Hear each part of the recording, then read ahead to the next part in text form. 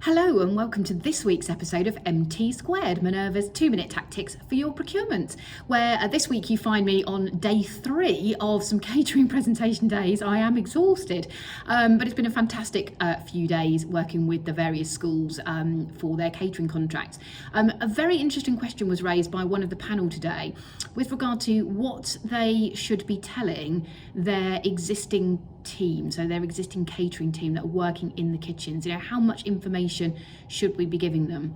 And it is an interesting question, and I think you may think this my response is a little harsh, but the answer really is as little as possible at this stage. Unfortunately, we do work in a very compliant situation here, and so we've got to be very careful about what information is supplied outside of the formality of the process. And we've had an example recently where, unfortunately, somebody had provided some information to their catering team, and it was done in all innocence and very much to reassure somebody in the catering team.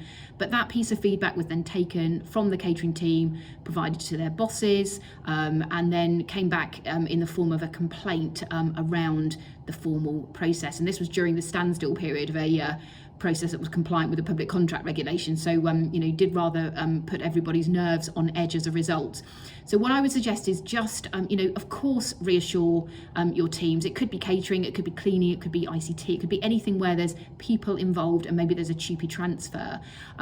Do look to put people's minds at ease. Talk to them about the fact that, you will be doing the best for them, the best for the school, and making sure that there's the best outcome for them, and that, really pitch it to them as an exciting opportunity if you can.